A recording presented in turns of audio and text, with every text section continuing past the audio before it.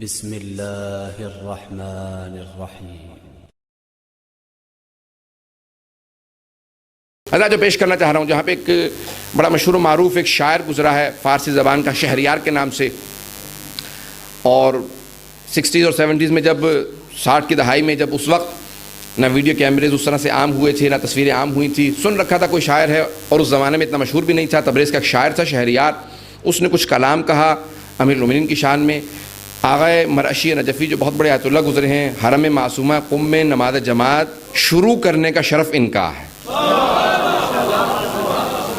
خود ہی کہتے ہیں میں ہر روز صبح فجر کی نماز کے لیے جایا کرتا تھا حرم میں، جب ایک دن نماز پڑھ رہا تھا اس نیت سے کہ پروردگارہ یہاں نماز جماعت اسی طرح سے شروع ہو جائے، تو دیکھا کہ جب جماعت ختم کی تو ایک آدمی پیچھے کھڑا تھا، کہ کیا کر رہے تھے؟ کہ آپ کے پیچھے نماز پڑھ رہا تھا۔ فوراً 2 رکعت نماز شکرانہ پڑھی کہ پروردگارہ تیرا شکر ہے تو نے یہ شرف بخشا کہ حرم میں نماز جماعت شروع ہو گئی ہے۔ اور وہیں سے پھر آخر یہ عالم تھا کہ صحن میں جگہ نہیں ہوتی تھی، مغرب عشاء کے لیے لوگ دھکے دیا کرتے تھے، ہمیں اجازت دو ہم مرعشی کے پیچھے جماعت پڑھ لیں۔ 1990 میں انتقال ہوا تو خود ہی کہتے ہیں میں نے خواب دیکھا، اپنے خادم سے پوچھا، کتاب میں لکھا ہے، میں نے خود ان کی کتاب میں پڑھا ہے کرامات مرعشیہ کے اندر، اپنے خادم سے پوچھا کیا کوئی شہریار نامی شاعر بھی ہے؟ اس نے کہا ہاں آغا، کوئی تبریز میں ایک شاعر ہے، کوئی خاص مشہور بھی نہیں ہے، کہ اگر کبھی قوم زیارت کے لیے آئے تو اسے بلانا۔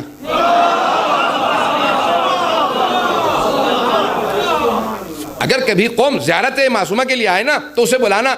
ایک دن شہریار کو پتہ چلا کہ زیارت کے لیے آئے، آغا مرعشی نے ملنے کی خواہش کی ہے، فوراً دوڑتا ہوا در پہ پہنچا۔ وہ دن کوئی میلاد کا دن تھا، آغا استقبال پہ بیٹھے تھے، بیٹھے ہوئے تھے، مجمع آ رہا تھا، اچانک ایک آدمی کو دیکھا، فوراً کھڑے ہوئے، کہا شہریار آگے آ جاؤ۔ جیسے کہا نا شہریار آگے آ جاؤ، کہا آغا آپ سے پہلی بار مل رہا ہوں، آپ کو کیسے پتا چلا میں شہریار ہوں؟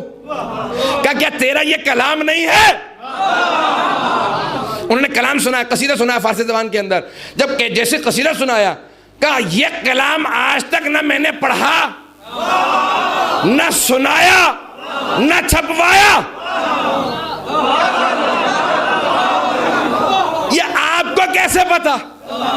کہ فلاں تاریخ تھی، میں نے اپنی ڈائری میں لکھ لیا تیرا کلام اور تاریخ۔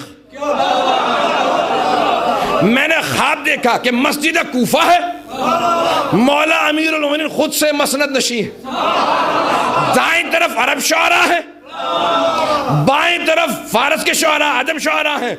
کہا مولا عرب شعراء کا کلام سنتے سنتے اشارہ کرتے ہیں، کہا بس میں عجم شعراء کو سننا چاہتا ہوں۔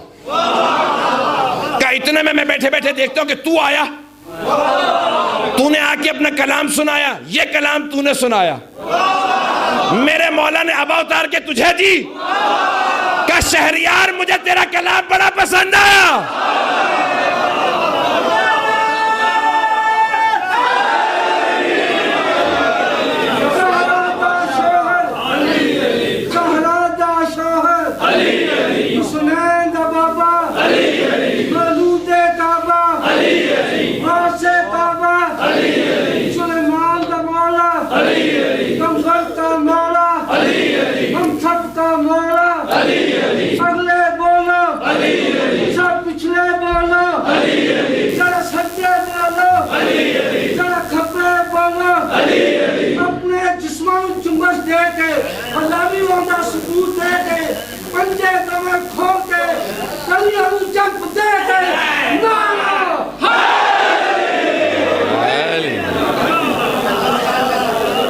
بس جیسے ہی آغا نے دیکھا کہ یہ تیرا کلام نہیں ہے، میں نے مولا اپنے خواب میں سنا کہ تو نے مولا کو یہ کلام سنایا ہے، بس یہ جملہ کہنا تھا۔ شہریار کی آنکھوں میں آنسو آ گئے، کہا جو تاریخ آپ بتا رہے ہیں، اس رات میں نے وضو کر کے نجف کا رخ کیا تھا۔ میں نے کہا مولا آج آپ عطا کریں میں کچھ کہوں جو کسی نے نہ کہا ہو۔ کہا اس رات میں نے یہ کلام لکھا، آج تک سنایا نہیں۔ آغا مرعشی نے کہا میں گواہی دیتا ہوں مولا نے قبول کر لیا، مولا نے قبول کیا ہے، اور وہ ہر جگہ چھپتا رہا، آج بڑا مشہور ہے۔ حضرات یہ ہے شعراء کا مقام، تو حضرات یہ اہتمام ہو، لیکن تقدس ہو، انسان پاک دامن ہو۔ جب اہل بیت کی بارگاہ میں آئے تو وہ خود بخود قبول کرنے لگے۔ پاک دامنی شرط ہے، تطہیر افعال شرط ہے، کیونکہ وہ پاک ہیں، پاکیزگی کو قبول کرتے ہیں۔ اب الحمدللہ